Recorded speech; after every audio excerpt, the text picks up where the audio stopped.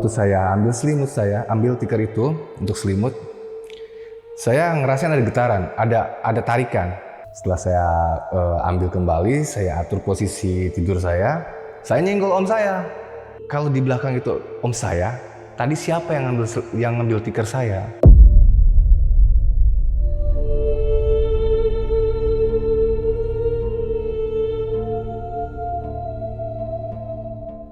Tangan saya udah bebas kan untuk bangun om saya itu, saya bangunin. Sampai akhirnya dia nyaut, kenapa gak om turun? Kenapa gak agak lihat setan? Tapi setelah beberapa detik dia ngomong itu tikar terbang ke atas. Di saat kita turun ke bawah, kami mendengar suara seperti ini, Bang. Lungo.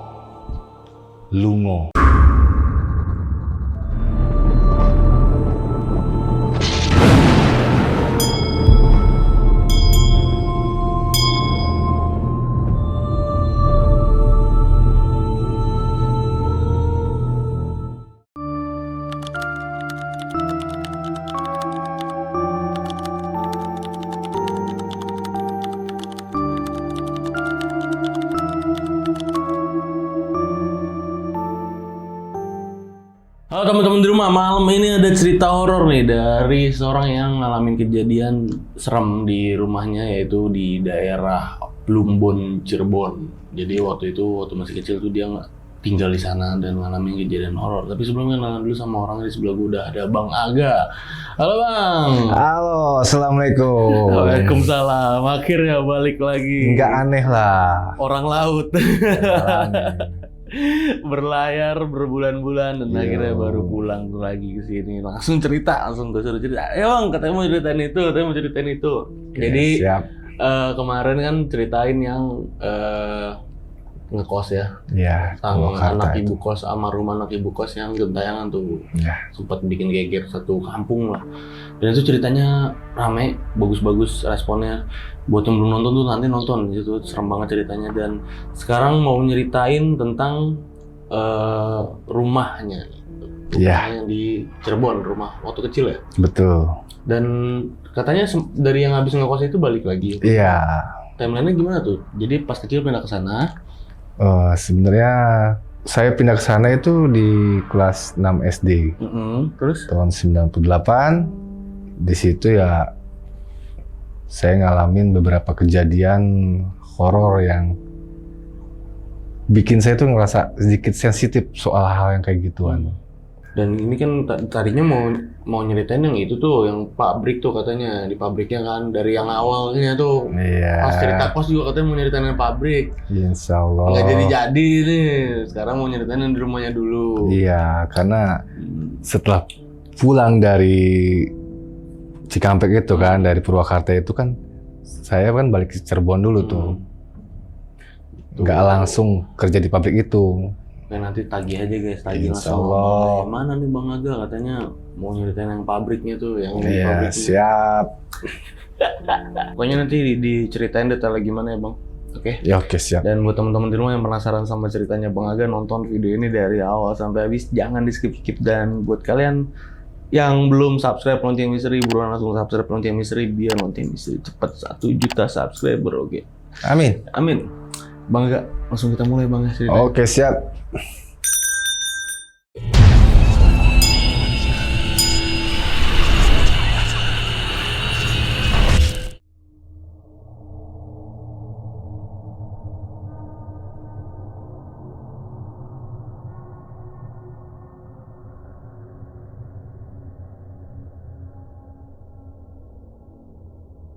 Jadi tahun lalu kan saya pernah ceritain pengalaman saya waktu saya di Cikampek itu Bang. Iya. Ingat nggak? Iya, yang di Purwakarta itu. Iya betul. Setelah saya keluar dari perusahaan itu, akhirnya saya balik lagi ke Cirebon kan. Balik ke Cirebon ya tinggal bersama keluarga saya, dan kebetulan rumah itu emang rumah yang lumayan angker juga. Saya di sana tinggal bersama orang tua saya dan juga kakak adik saya. Oke. Waktu itu di saat saya masih SD kelas 6 kalau nggak salah. Itu tahun 98. saya masih ingat ada pengalaman yang nggak bisa saya lupain di situ. Oke. Jadi tahun 98 itu keluarga saya pindah ke Cirebon dan rumah yang saya tempati itu emang rumah baru dibangun. Rumahnya ini belum dibangun untuk lantai keduanya, Bang. Jadi masih cor-coran. Oke. Bisa dibilang ya 70% lah. Iya. Baru 70% jadi. Nah, ada cerita di situ. Waktu itu keluarga saya itu lagi pergi semua ke Jakarta. Nah, dan cuma saya di situ. Tapi sebelumnya memang orang tua saya udah meminta om saya untuk menemani saya. Nah, singkat cerita, malam itu setelah ngobrol-ngobrol sama om kan, akhirnya kami coba tidur. Tapi karena cuacanya waktu itu tuh panas, om saya minta saya untuk tidur di atas. Oke, ini berdua doang nih, Emang? Berdua doang. Akhirnya ya udahlah kami persiapkan kan 2 bantal sama 2 tikar. Oke. Naiklah kami ke atas, tidur di atas. Jadi kami tuh tidur tuh menghadap langsung ke langit. Iya, belum ada atap. Iya, belum ada apa-apa, atap, kan? belum ada apa-apa. Kayak camping aja gitu. Nah, betul. Terus lama-kelamaan emang cuaca mulai dingin tuh. Kami kan pakai 1 tikar untuk alas. Iya. Ada 1 tikar lagi. Jadi kami gunain ya 1 tikar itu buat selimut. Paham. Jadi kami berdua selimutan. Posisi om saya itu tidur menyamping menghadap utara, saya menghadap selatan. Saling bertolak belakang begitulah. Di saat saya mau tidur, saya masih ingat. Ini bener-bener real, nggak dibohong-bohong, ini kejadian nyata. Jadi waktu saya ambil selimut, saya ambil tikar itu untuk selimut, saya ngerasain ada getaran, ada tarikan. Jadi tikar saya ini ditarik, Bang. Ditarik. Jadi tikar itu lepas dari genggaman saya kan. Spontan saya ambil lagi. Saya menoleh gini, saya ambil lagi. Lalu selimutkan lagi kan. Sambil ngatur posisi badan saya. Saya itu jelas, saya ngelihat ada sosok hitam. Sosok hitam, badannya besar. Dan saya masih ingat tangannya itu ngambil tikar itu. Setelah saya ambil kembali, saya atur posisi tidur saya nyenggol om saya. Langsung itu baru sadar, kok kalau di belakang itu om saya, tadi siapa yang ngambil tikar saya? Yang narik ya? Yang narik tikar saya. Spontan saya langsung takut. Saya tutupin semua badan saya pakai tikar itu. Saya mau bangunin paman saya ini, om saya ini. Cuman masih ada rasa takut banget. Jadi cara satu-satunya ya saya senggol-senggol pakai pantat saya kan. Iya. Senggol. Mungkin karena terlalu tepos jadi nggak kerasa kali buat dia kan.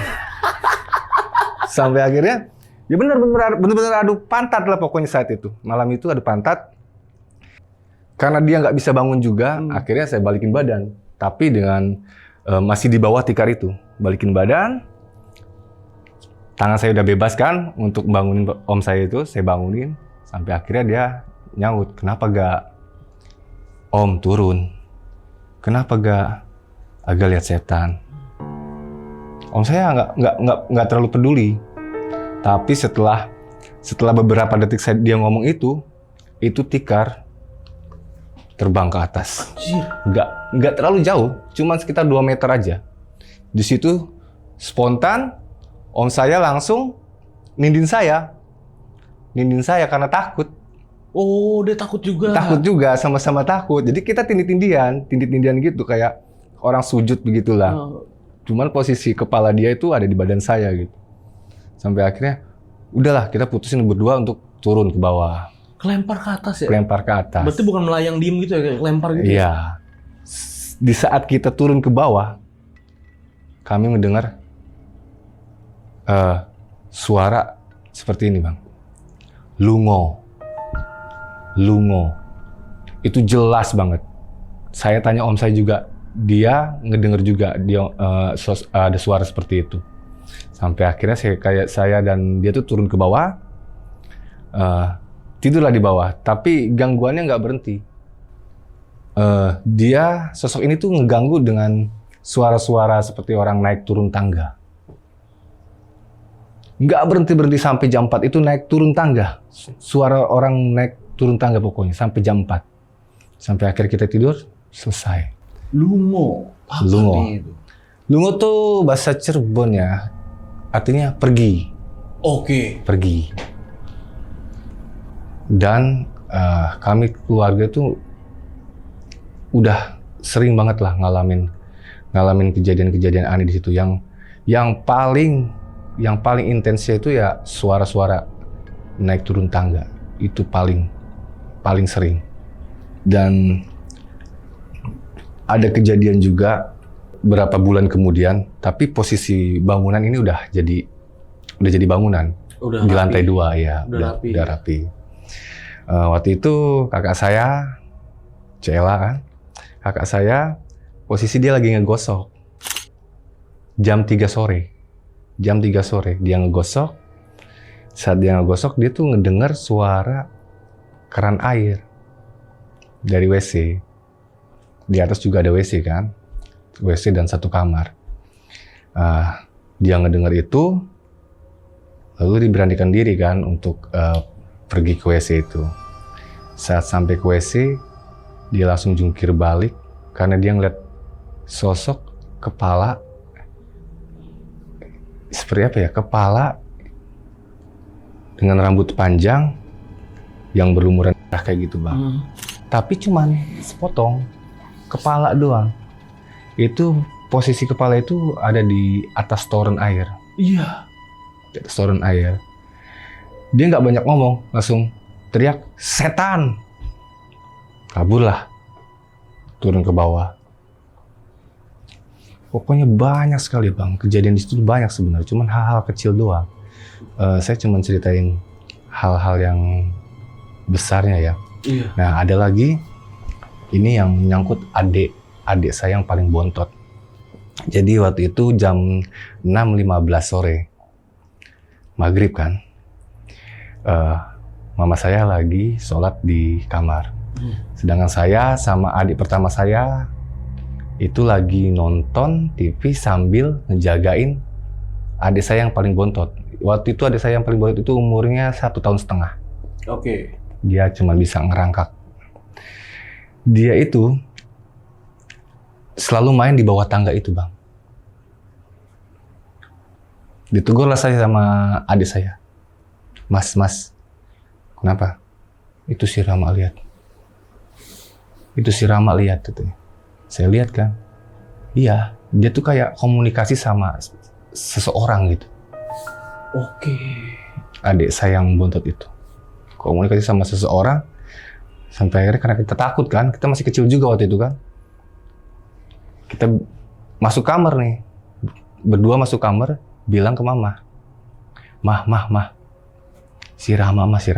Kenapa si Rama? Takut kan, mama takut. Jadi akhirnya dia keluar dari kamar. Kami lihat bang, si Rama udah nggak ada. Kami lihat udah nggak ada. Ya kita carilah daerah sekitarnya kan. Kamar kedua, kamar ketiga, terus ke dapur, lalu ke WC, nggak ada. Aduh. Percaya nggak ada. Sampai akhirnya kami mendengar tangisan. Kami dengar tangisan yang sumber suaranya itu dari lantai kedua. Aneh kan? Dari lantai kedua. Mama saya langsung naik ke atas. Dan mama saya lihat si Rama itu lagi nangis di atas meja. Ada meja di situ, meja untuk belajar kan. Mungkin kalau naik tangga memang bisa mungkin kalau ngerangkak sedikit-sedikit. Tapi mustahil juga dalam waktu yang sesingkat itu kan. Padahal saya itu ke kamar mama itu cuma 10 detik. Iya. Paling lama 10 detik. Dan mustahilnya dia tuh kok bisa ada di atas meja. Itu yang paling mustahil. Nah, itu. Meja tinggi ya? Tinggi. Dan nggak ada bangku waktu itu. Anak umur 1 tahun lebih, 1 tahun setengah. 1 tahun setengah ngerangkak tangga secepat itu, nggak ada 10 detik, dan udah di atas, pindah ke atas meja. Betul. Asli, nggak mungkin sih. Nggak mungkin. Nggak mungkin. Logika nggak mungkin. Cuman itu yang terjadi. Sampai akhirnya orang tua saya itu meminta bantuan orang pintar atau udah takutnya khawatir ya. Ustadz, karena ini udah parah banget kan. Udah parah banget. Setelah kami manggil Pak Ustadz itu, Pak Ustadz ini bilang, di sini memang banyak penghuninya. Saya bisa bantu, tapi nggak janji. Akhirnya dia meminta dia bakal datang lagi di hari Kamis malam Jumat. Oke. Tapi ada kejadian sebelum pengusiran seperti itu lah. Ada kejadian adik saya yang pertama ini, waktu itu jam 9 malam, dia lagi nonton TV juga. Lagi asik-asik nonton TV nih, tahu-tahu ada yang bisikin tuh, tolong saya, di sini, nggak jauh posisinya. Dia kaget, dia bergerak, dia tuh lihat itu kuntilanak loh. Rambutnya panjang, terus mukanya putih pucat, wajahnya putih pucat. Setelah adik saya ke belakang itu dia ngepris, nggak bisa ngapa-ngapain, cuma dia bisa ngelihat itu si Kunti berdiri dan masuk ke dalam kamar mama saya. Masuk dalam kamar mama saya. Padahal di kamar itu ada mama saya. Karena adik saya ini bisa teriak ya, setelah itu bisa teriak, setelah ngepris beberapa lama dia bisa teriak akhirnya. Mama saya keluar. Ya udahlah, adik saya nyeritain gini. Kelarlah sudah, pokoknya memang banyak banget kejadian di situ, Bang. Banyak banget. Dia lihat nggak pindah ke kamar nyokap tuh, pindah ke kamar mama, jalan apa melayang? Ceritain nggak tuh? Dia nggak nyeritain, cuman posisinya dia itu nggak ngelihat semua. Rambut emang sampai lantai, tapi dia nggak ngelihat ke situnya. Pokoknya dia masuk jalan perlahan kayak gitu, kayak yang melayang. Padahal mah nggak tahu juga ya melayang atau enggaknya. Pokoknya jalan itu halus tuh, Bang. Masuk ke dalam. Terus akhirnya Pak Ustadz ini datang nih. Pak Ustadz ini datang di malam Jumat yang udah dijanjikan kan. Setelah dia ngelakuin doa-doa dan lain-lainnya, ada perjanjian antara Pak Ustadz ini sama para penghuni di rumah itu. Sama jin yang di situ? Iya. Semua jin di situ bisa dipindahkan. Oke. Bisa dipindahkan. Tapi jin ini minta rumah yang kosong dan kotor. Rumah yang kosong dan kotor. Itu aja. Dari semua jin yang siap untuk dipindahkan, cuma satu yang nggak mau. Siapa? Itu jin hitam yang pernah gangguin saya. Yang di atas itu. Jadi ternyata Pak Ustadz ini bilang ada satu jin yang memang udah tinggal di sini lama banget katanya. Sebelum rumah ini dibangun, memang di sini tempatnya katanya. Jadi dia nggak bisa. Mau pakai cara apa nggak bisa. Tapi jin ini ternyata jin baik loh, Bang. Oke. Kata si Pak Ustadz ini ya, kami cuma dengar kata Pak Ustadz. Jin ini tuh sebenarnya jin putih. Dia ini pengen melindungi rumah. Saya mikir, saya tanya-tanya kan, akhirnya kan ke orang-orang yang bisa. Ternyata, istilahnya, kalau tidur, pakai tikar sebagai selimut itu pamali. Oh, nggak boleh. Nggak boleh. Karena bisa tikar mungkin ditidurin, ditiban gitu ya. Bukan. Kalau dulu itu tikar itu digunain buat nutupin mayat. Iya. Tuh. Benar Jadi, lagi. Seolah-olah tuh dia tuh nggak bolehin kita itu untuk pakai tikar itu buat selimut. Jadi teman-teman nih kalau mau ngeliat setan, coba dia pakai selimut. Pakai tikar sebagai selimut. Cobain. Insya Allah. Tikernya yang ini ya, yang kayak apa yang semi bukan yang kain ya, yang Tikar pandan. ya tiker pandan. Tikar pandan. Tiker pandan kan. Betul. Oh iya, zaman dulu pakai tiker ya. Soalnya terakhir ya udah pada pakai kayu kan. Kalau sekarang udah jarang sih tikar pandan. ditutup kayu aja kalau sekarang sih. Iya. Biasanya. Kayak kain kafan udah kita tutup kayu aja langsung. Jadi sebenarnya penghuni-penghuni di situ tuh yang ngeganggu tuh yang lain-lainnya. Bukan jin yang itu. Oh gitu. Karena kata orang banyak nih ya, di samping rumah saya itu kayak semacam tempat untuk pertemuan para makhluk halus. Oh, meeting point ya. Ya, di situ. Oh, jadi ya si jin hitam ini waktu abang di atas sama om nih, dia mau narik tikernya, lu ngapain tidur pakai tiker, nggak boleh gitu Iya. ya. Iya, saya juga mikirnya seperti itu. Sampai akhirnya, pokoknya banyak cerita bang. Banyak cerita banget dari penduduk-penduduk setempat. Di situ emang tempat pertemuan sosok makhluk halus. Kalau di suatu malam kita ngedengar itu namanya delman, besoknya ada yang meninggal. Selalu. Wow. Seminggu kadang bisa 2 kali. Lalu rumah udah enak nih bang. Saya kembali lagi ya kan. Kembali lagi ke tahun 2005, 2004 akhir itu. Saya kan pulang tuh dari mana? Dari Cikampek kan, karena udah keluar dari perusahaan itu kan. Saya kan balik tuh. Kalau tadi kan flashback bang, cerita flashback saya waktu kecil. Waktu kecil ya. Nah, setelah saya balik ke situ, ternyata ya memang banyak lagi. Masih serem. Masih serem. Pas balik ke situ tinggal sama siapa aja? Sama orangnya? Masih orang tua, masih ada orang tua, cuman ya masih komplit orang tua, kakak, adik. Di situ ada pengalaman lagi, tapi bukan saya yang ngalamin. Itu tukang nasi goreng. Tukang nasi goreng, dan itu ceritanya udah nyebar ke semua warga di situ. Itu yang nyebar ke satu kampung lo ya? Iya. Jadi tukang nasi goreng ini, dia kan biasanya kalau sore itu keliling. Kalau udah sekitar jam 10 malam, dia standby di depan rumah saya. Nggak lama, paling cuma sejam, terus keliling lagi gitu. Dia itu bang, ngelihat sosok seperti kuntilanak bang.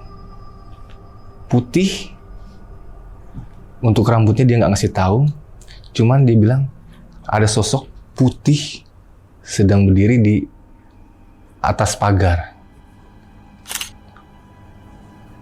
Jadi dia tuh posisinya itu ada di balkon atap rumah saya.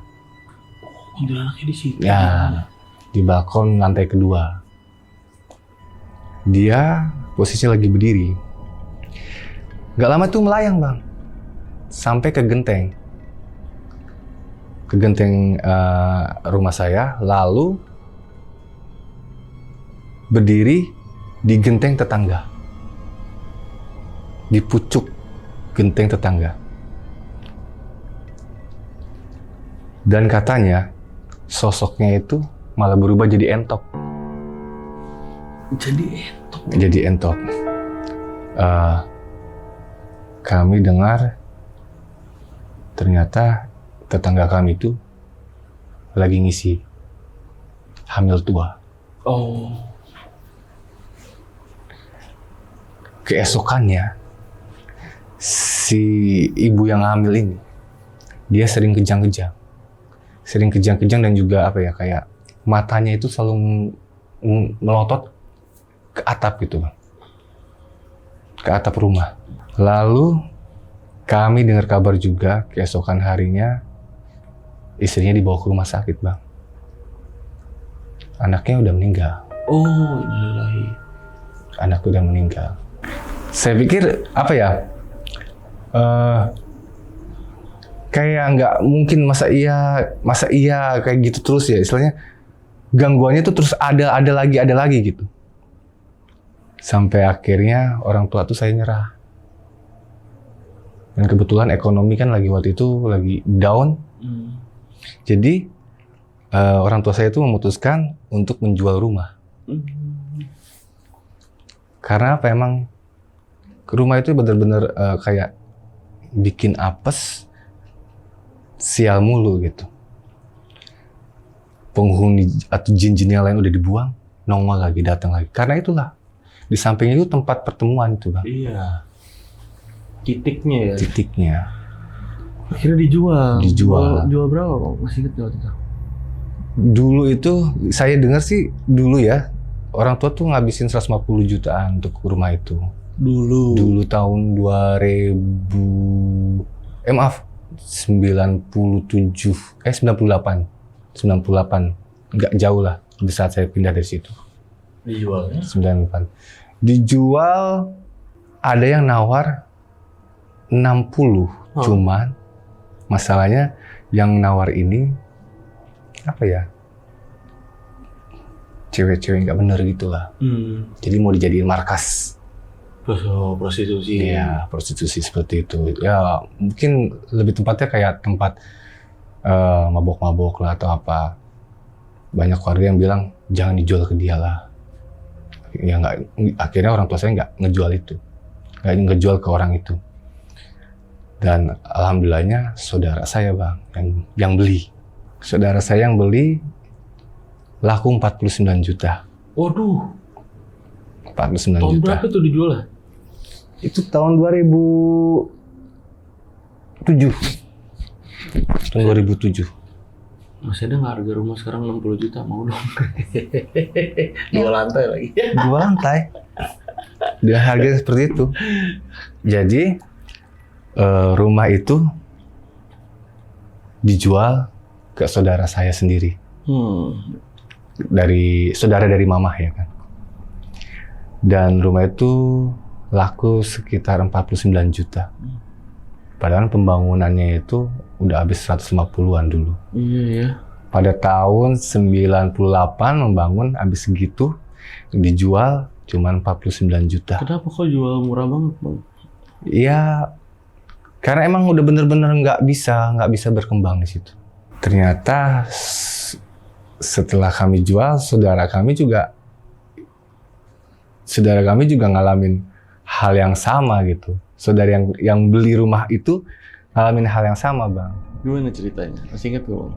Kalau dia nggak cerita kalau untuk ketemu sama sosok-sosok yang lain nggak. Cuman dia bilang baru seminggu di situ, Bang. Mukanya stroke, Bang, sebelah. Mukanya stroke sebelah. Entah itu karena kesehatan atau gangguan dari jin di situ, wallahualam. Cuman dia bilang kayak gitu. Dapat 4 bulan kemudian rumah tangganya hancur. Aduh. Pisah. Dijual lah ke orang lain. Aduh. Dijual lagi ke orang lain. Dibeli sama bos bakso. Rumah yang bisa dibilang lumayan jadi tempat gerobak-gerobak bakso gitu, Bang. Ada sekitar 10 gerobak bakso di situ. Dan saya dengar baru 6 bulan tinggal di situ usahanya bangkrut juga. Aduh. Berarti emang nggak bagus buat Nggak ekonomi bagus. itu rumah ya? Iya. Ada cerita om saya ini ikut tinggal bareng di rumah itu. Oh, karena iya, si om itu emang tukang bangunan. Dia yang bangun rumah itu loh. Jadi tinggal juga di situ. Dan dulu mbah atau buyut kami ibu dari nenek itu pernah tinggal di situ dan meninggal juga di situ. Oh. Ya kalau om saya sih pengalamannya di situ katanya dia ngelihat si Mbah itu lewat dan dia sapa, "Mbah makan Mbah." Dia sapa, "Mbah makan Mbah." Tapi dia lupa kalau si Mbah ini emang udah meninggal gitu. Setelah dia ingat, barulah dia kabur. Oh, gitu. Tempat saya tinggal itu sebenarnya perumahan. Oke. Cuman di depan perumahan itu udah perkampungan pribumi lah. Oke. Dan perkampungan pribumi ini dikelilingi oleh kali, Bang. Seperti letter kayak Omega lah kayak gitu kan. Iya. Ya, seperti itu. Jadi urban legendnya di situ, Bang. Kalau ada maling yang masuk ke tempat itu, nggak bakal bisa keluar lagi. Maling itu Iya. ke kampungan itu ya. Dan orang luar ini nggak bisa sembarangan untuk main-main di tempat itu. Orang luar nih gimana maksudnya? Maksudnya pendatang baru nggak boleh main-main di daerah-daerah situ. Kalau abang tahu berita yang pernah viral dulu, itu ada anak yang meninggal di Kali Soka. Itu deket banget, Bang. Oh, itu. Kali Soka. Itu saya lupa ada berapa korban, katanya kalau nggak salah 1 apa 2 ya. Pernah dengar berita itu, setelah saya cari-cari, saya Google, ternyata emang tempatnya itu. Dan sekarang di belakang, di dekat Kali Soka itu emang udah dibangun perumahan juga. Terus itu Bang, kalau sekarang lagi sibuk, kan masih berlayar nih nanti, masih Iya. mau berlayar. Kemarin juga udah lama nih nggak pulang-pulang kan. Ada cerita nggak Bang? Pas lagi berlayar Bang? Cerita horor pas lagi berlayar, ada dong pasti. Ada sih, cuman sekali doang. Sekali aja Sekali doang ngalamin. Tapi Gimana untuk ceritanya? suara-suara yang teriak-teriakan atau yang manggil-manggil, udah biasa lah buat kami di Oh, kapal. Ya udah biasa banget. Kalau itu ceritanya dulu waktu di kapal ikan, kapal Masa pertama. Pernah di kapal ikan? Pernah. Kapal ikan yang gede gitu ya? Enggak, kapal kecil ikan Taiwan. Kapal ikan Taiwan, Oke. troll samping. Jadi posisinya waktu itu udah selesai kerjaan ya, Bang.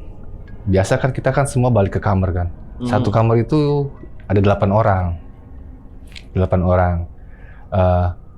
Karena lapar, ya udah biasanya kru ini ngambil ikan tangkapan, lalu kita taruh di atas lampu yang 500 watt itu. Lampu yang gimana sih?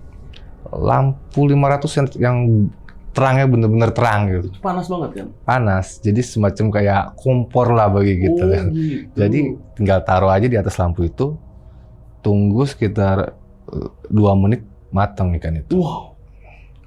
Jadi posisi karena saya lapar, saya turun dari kamar ke bawah, saya ambil ikan tangkapan, saya taruh di situ. Saya lihat tuh ada teman saya namanya Kasnadi. Namanya Kasnadi, saya masih ingat namanya. Dia ini lagi ngulitin ikan itu. Ngulitin ikan itu. Tapi posisinya dia jongkok dan membelakangi saya. Membelakangi saya. "Kas, lapar Kas?" Saya tanyakan, saya tegur. Tapi dia diam aja, Bang. Jadi diam aja, ya udah. Setelah matang, saya ambil ikan itu, saya naik ke atas kan. Sampai saya di kamar, Bang. Ternyata si Kasar ini ada di kamar itu. Ada di kamar itu, nggak kemana-mana, emang ada di situ. Itu pengalaman sekali-sekalinya sih kalau di kapal ngeliat hal-hal yang kayak gitu. Padahal baru aja dia kelihatan abang yang lagi gini, Iya. lagi nyisik ikannya. Kedengeran tuh Bang suaranya Bang? Suara nyisik kan biasanya berisik tuh, srek. Suaranya biasa, nggak terlalu kedengar karena kan posisi kapal ini kapal kecil, Bang. Jadi setiap goyang itu ada air masuk keluar itu, jadi nggak terlalu kedengar gitu. Itu pengalaman sekali-sekalinya sih kalau di kapal. Kalau di kapal yang sekarang Gimana? Aman gak kapal selam? Aman. Padahal banyak kejadian juga, istilahnya kayak apalah Banyak gitu, banyak. Kenapa? Atau kecelakaan kerja. Gimana tuh ceritanya, Bang? Kalau yang kecelakaan kerja mah hal-hal biasa ya, kayak Gimana tuh kok bisa? kadang kayak contohnya nih, Hmm. pernah lah istilah ada temen yang mungkin lah di bulan puasa kan lapar kan bang, aus, dia posisinya mau cuci palka, sedangkan palka di kapal itu kan sekitar 50 meter bang. Palka tuh yang bagian ini? Palka itu semacam kotakan gitu loh bang. Palka itu semacam apa ya? Kayak mobil bak gitu. Mobil bak tau kan bang? Iya. Mobil truk. Nah itulah. Palka itu ya truknya itu. Oh iya. Saya pernah dengar palka tuh gitu. Ya, jadi palka itu ya posisinya itu di dek. Kita bisa lihat dari dek itu turun ke bawah bang. Tingginya lumayan tinggi, sekitar 30-50 meter lah. Mungkin karena dia nggak konsen, dia turun kan lewat tangga, dia ngerasa tuh udah dekat gitu, udah dekat ke tanah gitu, udah dekat ke lantai, padahal masih jauh. Karena konsentrasinya hilang, ya mungkin dia langsung turun semua dua kakinya gitu. Waduh. Jatuhlah, buk. Jadi lo kalau bahaya di kapal kayak gitu bang. Jadi ini bukan cerita horor sih, tapi ya Ternyata ya. tentang pengalaman kisah nyata banyak bang. Kalau meninggal. Kalau meninggal di kapal gitu gimana sih bang?